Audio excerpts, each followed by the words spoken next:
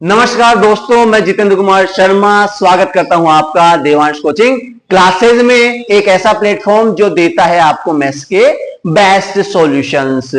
दोस्तों, पिछले वीडियो में हमने डिस्कस किया था ए similarity theorem of triangles, similarity theorem of triangles. आज के वीडियो में हम डिस्कस करेंगे S similarity theorem of triangles के बारे में। क्या कहती है S similarity theorem of triangle? if all three sides of a triangle is in proportion of all three corresponding sides of another triangle, then both the triangles will be similar. क्या कहा मैंने? if all three sides of a triangle are in proportion, वे क्या है? Proportion में है। किसके proportion में? प्रोपोर्शन में है one another triangles corresponding sides, then both the triangles will be similar. अगर एक ट्राइंगल की तीनों साइड्स दूसरे ट्राइंगल की तीनों साइड्स के साथ, तीनों corresponding साइड्स के साथ प्रोपोर्शन में है, तो दोनों ट्राइंगल्स आपस में सिमिलर होंगे। इस कंसेप्ट को हमें समझते हैं। दोस्तों, हमें साइड ए बी दे रखी है कितनी? 3। साइड पी क्यू की वैल्यू है 6। अगर मैं रेशियो निकालता हूं A B upon P Q, then हमें मिलता है 3/6 1/2। नेक्स्ट देखिए दोस्तों, side B C upon side Q R, ये हमें दिया हुआ है 2/4। रेशियो निकल के आता है 1/2।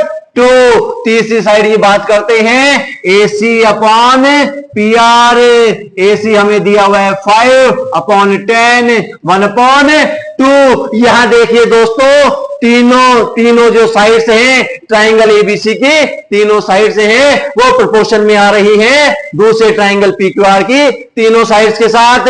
सबका जो रेशियो है वो हमें मिलता है 1/2।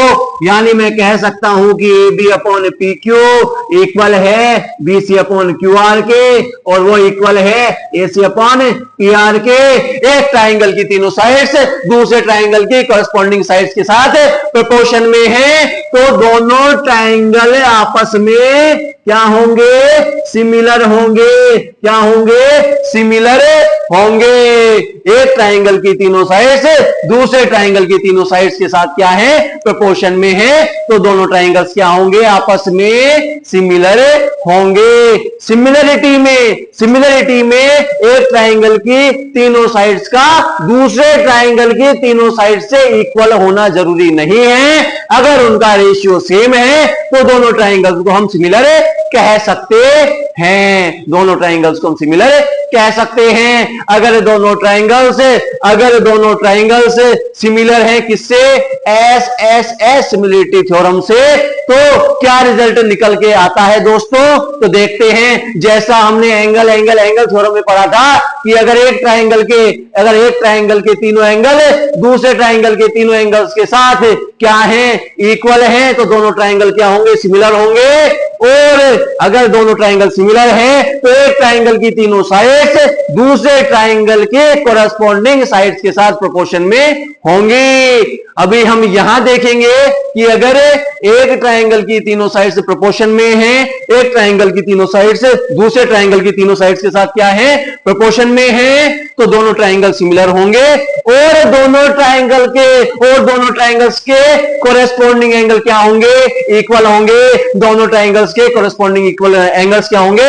इक्वल होंगे। अभी आप कोरेस्पॉन्डिंग एंगल से किस प्रकार लेंगे? तो देखिए दोस्तों, जो साइड्स आपस में सेम रेशियो में हैं, उनके सामने के एंगल क्या होंगे? इक्वल होंगे। यहां देखिए, ए बी का रेशियो आपने पी क्यू के साथ निकाला, तो ए बी के सामने वाला जो एंगल है वो क्या होगा? सी होगा। ये पी क्यू के साथ रेशियो निकाला, तो पी क्यू के सामने वाला एंगल क्या होगा? आर होगा। ठीक है, तो एंगल सी है वो इक्वल होगा एंगल आर के। इसी प्रकार देखिए दोस्तों, बीसी और क्यूआर को, बीसी के सामने वाला एंगल कौन सा है? ए है। बीसी के नीचे क्यूआर था, क्यूआर के सामने वाला एंगल पी है, तो ए पी के इक्वल होगा। एसी अपॉन पी आर है। एसी के सामने वाला एंगल एसी के सामने वाला एंगल क्या है? बी है।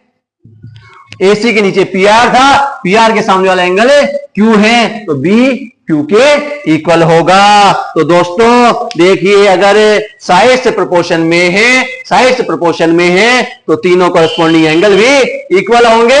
और अगर तीनों एंगल इक्वल हैं, तो दोनों ट्राइंगल्स को मैं सिमिलर कह सकता हूं, और उनकी जो साइड्स हैं, कॉरेस्पॉन्डिंग साइड्स हैं, वे क्या होंगी? आपस में प्रोपोर्शन में होंगी। तो दोस्तों यहां हमने सिमिलरिटी ऑफ ट्राइंगल्स की दूसरी थ्योरम एस खत्म कर दी है। सिमिलरिटी ऑफ ट्राइंगल्स की तीसरी थ्योरम एस पढ़ने के लिए हमारे साथ जुड़े रहिए। धन्यवाद दोस्तों।